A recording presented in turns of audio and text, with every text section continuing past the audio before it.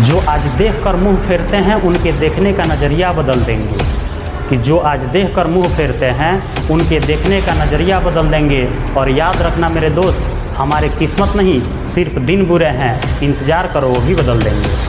Hello friends, मैं आपका अपना राहुल सर स्वागत करता हूं अपने इस YouTube channel science by Rahul sir PCB में। आज फिर से आपके करियर से रिलेटेड एक पावरफुल वीडियो लेकर आपके बीच उपस्थित हूं, जिसमें हम चर्चा करेंगे दीनदयाल उपाध्याय यूनिवर्सिटी के BA first year second semester के प्राचीन इतिहास के पेपर फर्स्ट के महत्वपूर्ण ऑब्जेक्टिव क्वेश्चंस के बारे में, जिसका कोर्स कोड है AAC 104। तो आज हम आपको इस वीडियो में AAC 104 से रिलेटेड जितने भी महत्वपूर्ण ऑब्जेक्टिव क्वेश्चंस होंगे उन सबको एक एक करके विस्तार पूर्वक आंसर के साथ आपके दिलो दिमाग तक पहुंचाने का पूर्ण प्रयास करूंगा। उम्मीद है कि आपको इस वीडियो के माध्यम से कुछ दिनों पश्चात होने वाले सेकेंड सेमेस्टर के एग्ज़ाम में काफ़ी सहूलियत मिलेगी। अगर आप इसके पीछे वाला वीडियो अभी तक नहीं देखे हैं तो लिंक डिस्क्रिप्शन में है, जाकर तुरंत देखें, क्योंकि हमने उसमें फर्स्ट सेमेस्टर के प्राचीन इतिहास के पेपर फर्स्ट और पेपर सेकंड के अनेकों ऑब्जेक्टिव क्वेश्चन, हिंदी के पेपर फर्स्ट और पेपर सेकंड के अनेकों ऑब्जेक्टिव क्वेश्चन और शिक्षा शास्त्र के पेपर फर्स्ट और पेपर सेकंड के अनेकों ऑब्जेक्टिव क्वेश्चंस आंसर के साथ एक एक करके आप तक पहुंचाने का पूर्ण प्रयास किया है। तो अगर आप अभी तक नहीं देखे हैं तो लिंक डिस्क्रिप्शन में है, जाकर तुरंत देखें। इस वीडियो में हम लोग समझेंगे कि आपके प्राचीन इतिहास के पेपर फर्स्ट में कौन कौन से महत्वपूर्ण ऑब्जेक्टिव क्वेश्चंस हैं जो आपके सेकंड सेमेस्टर के एग्जाम के दृष्टिकोण से बहुत ही महत्वपूर्ण साबित होने वाले हैं।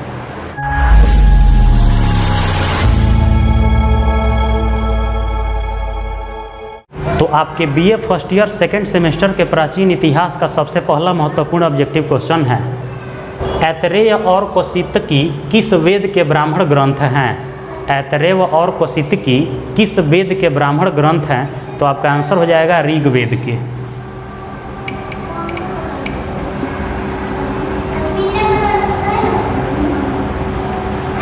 आंसर क्या हो जाएगा? ऋग्वेद के। दूसरा प्रश्न है, रामायण के रचयिता कौन है? रामायण के रचयिता कौन है? आपका आंसर हो जाएगा महर्षि वाल्मीकि।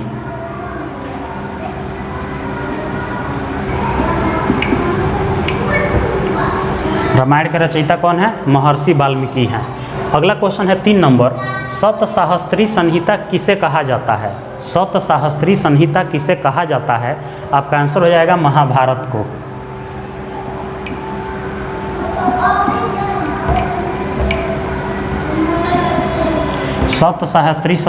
सप्तसाहस्त्री संहिता किसे कहा जाता है? महाभारत को कहा जाता है।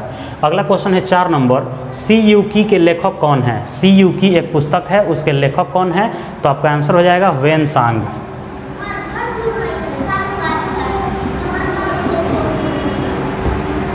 सी यू की के लेखक कौन है? वेनसांग।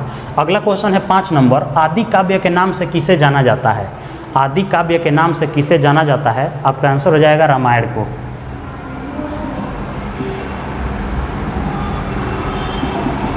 रामायण को किस काव्य के नाम से जाना जाता है? आदि काव्य के नाम से। अगला क्वेश्चन है 6 नंबर, राम को वनवास देने की सलाह कैकेयी को किसने दी थी? राम को वनवास देने की सलाह कैकेयी को किसने दी थी? आपका आंसर हो जाएगा मंथरा ने।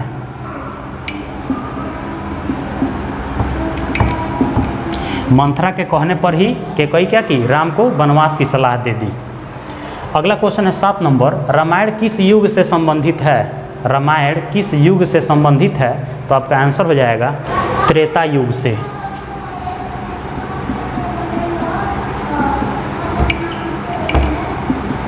रामायण किस युग से संबंधित है? त्रेता युग से। अगला क्वेश्चन है 8 नंबर, रामायण के प्रथम कांड का क्या नाम है? रामायण में जो 7 कांड हैं उनमें से पहला कांड का क्या नाम है? आपका आंसर हो जाएगा बाल कांड।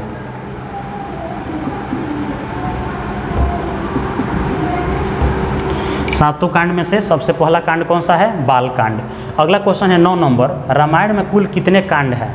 तो रामायण में कुल 7 कांड है।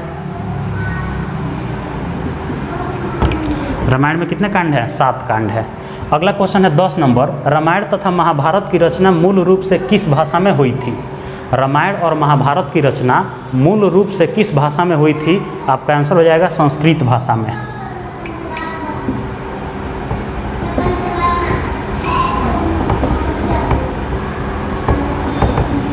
मूल रूप से रामायण और महाभारत को किस में लिखा गया था? संस्कृत में लिखा गया था। बाद में उसको अलग अलग भाषाओं में ट्रांसलेट करके या अलग अलग भाषा में लिख दिया गया, लेकिन मूल रूप से किस में लिखा गया था? संस्कृत में। किसको? रामायण और महाभारत को। अगला क्वेश्चन है 11 नंबर, अष्टाध्यायी के रचयिता कौन है? अष्टाध्यायी नाम का जो पुस्तक है उसके रचयिता कौन है? आपका आंसर हो जाएगा पाणिनि।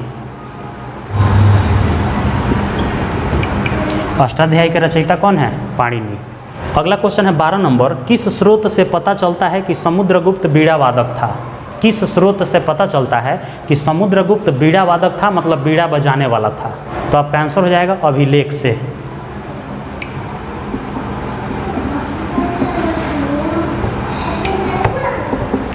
अभिलेख से ऐसा जानकारी मिलता है कि समुद्रगुप्त क्या बजाता था? बीड़ा बजाता था, इसलिए उसको क्या कहेंगे? बीड़ा वादक कहेंगे।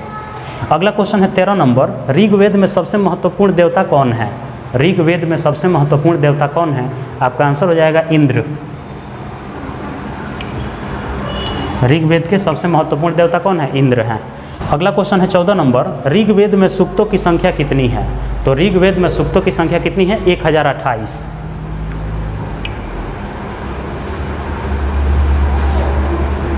ऋग्वेद में सूक्तों की संख्या कितनी है? 1028 है। अगला क्वेश्चन है 15 नंबर, गायत्री मंत्र का उल्लेख किस वेद में किया गया है? गायत्री मंत्र का उल्लेख किस वेद में किया गया है? तो आपका आंसर हो जाएगा ऋग्वेद में। गायत्री मंत्र का उल्लेख किस वेद में किया गया है? ऋग्वेद में किया गया है। अगला क्वेश्चन है 16 नंबर, मुद्रा राक्षस के लेखक कौन है? मुद्रा राक्षस एक प्रकार का पुस्तक है, उसके लेखक कौन है? तो मुद्रा राक्षस के लेखक कौन है? विशाख दत्त।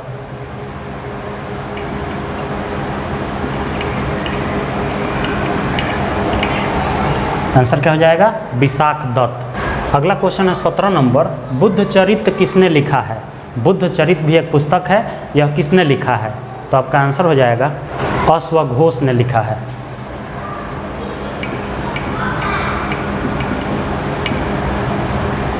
बुद्ध चरित्र किसने लिखा है? अश्वघोष ने लिखा है। अगला क्वेश्चन है 18 नंबर, इतिहास के पिता किसे कहा जाता है? इतिहास के पिता कहिए चाहे इतिहास के जनक कहिए, दोनों कह सकते हैं। तो इतिहास का पिता किसे कहा जाता है? हेरोडोटस को कहा जाता है।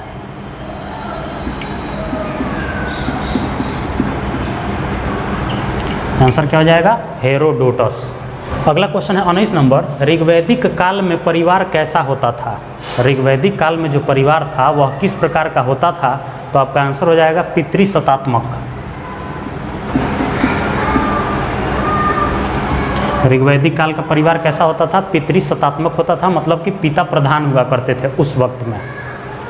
अगला क्वेश्चन है 20 नंबर, गोपथ ब्राह्मण किस वेद से संबंधित है? गोपथ ब्राह्मण किस वेद से संबंधित हैं? तो आपका आंसर हो जाएगा अथर्ववेद से।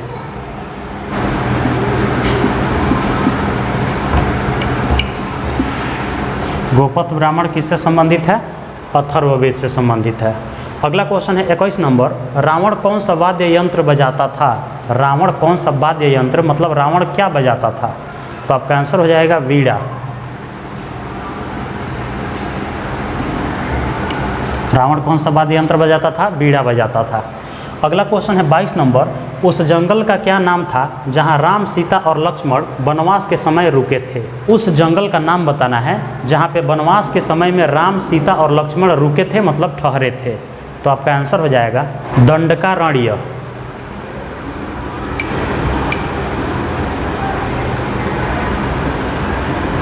उस जंगल का नाम क्या था? वन का क्या नाम था? दंडकारण्य नाम था। अगला क्वेश्चन है 23 नंबर, प्री हिस्टोरिक इंडिया किसकी कृति है? प्री हिस्टोरिक इंडिया किसकी कृति है? तो आपका आंसर हो जाएगा स्टुअर्ट पिगट की।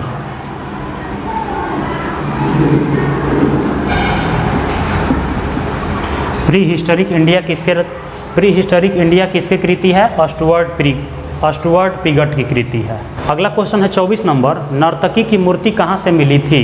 नर्तकी की मूर्ति कहाँ से मिली थी? तो आपका आंसर हो जाएगा मोहनजोदड़ो से।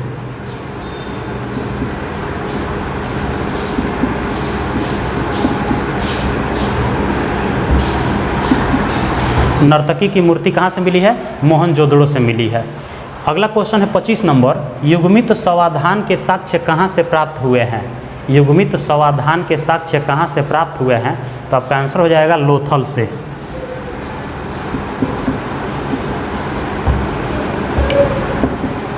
आंसर क्या हो जाएगा? लोथल से। अगला क्वेश्चन है 26 नंबर, उपनिषद पुस्तकें किस पर आधारित है? उपनिषद पुस्तकें किस पर आधारित है?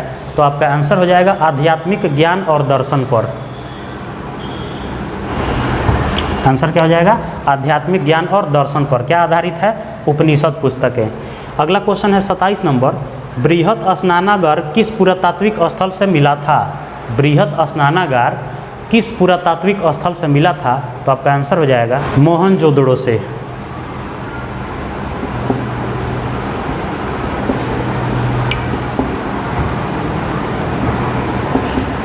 बृहत स्नानागार कहाँ से मिला था? मोहनजोदड़ो से। अगला क्वेश्चन है 28 नंबर, मोहनजोदड़ो की खोज किसने की थी? मोहनजोदड़ो की खोज किसने की थी? तो आपका आंसर हो जाएगा राखल दास बनर्जी ने।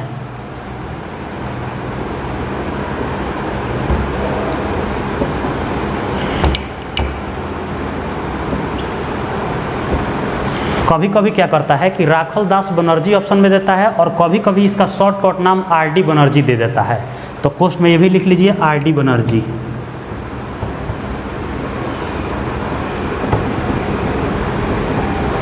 आर.डी. बनर्जी शॉर्टकट में कहिए और चाहे पूरा नाम राखल दास बनर्जी कहिए, दोनों आपका आंसर सही हो जाएगा। तो मोहनजोदड़ो की खोज कौन किए थे? राखल दास बनर्जी किए थे, जिन्हें शॉर्टकट में आर.डी. बनर्जी के नाम से जाना जाता है। अगला क्वेश्चन है 29 नंबर, हल से जोते खेत का साक्ष्य कहाँ से मिले हैं? हल से जोते हुए खेत का साक्ष्य कहाँ से मिले हैं? तो आपका आंसर हो जाएगा कालीबंगा से।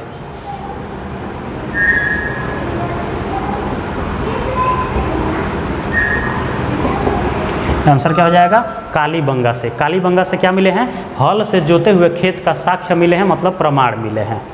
अगला क्वेश्चन है 30 नंबर, मनुस्मृति में कितने प्रकार के विवाहों का उल्लेख किया गया है?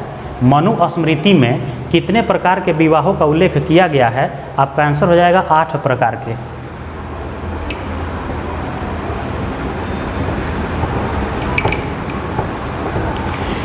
मनुस्मृति में कितने प्रकार के विवाह का उल्लेख है? 8 प्रकार के। तो ये आपके BA first year second semester के प्राचीन इतिहास के पेपर फर्स्ट के कुछ महत्वपूर्ण ऑब्जेक्टिव क्वेश्चंस तथा उसके आंसर्स थे। उम्मीद है कि आपको सभी प्रश्न और उसके उत्तर बढ़िया से समझ में आए होंगे और इस वीडियो के माध्यम से कुछ दिनों पश्चात होने वाले सेकेंड सेमेस्टर के एग्ज़ाम में काफ़ी सहूलियत मिलेगी। अगर आपके मन में कोई डाउट है, कोई प्रश्न है, कोई कन्फ्यूजन है तो कमेंट सेक्शन में पूछ सकते हैं। आप इस तरह से और कौन से टॉपिक से रिलेटेड वीडियो देखना चाहते हैं कमेंट में बताना ना भूलें। लौटेंगे बहुत ही जल्द किसी नए टॉपिक के साथ, तब तक के लिए जय हिंद।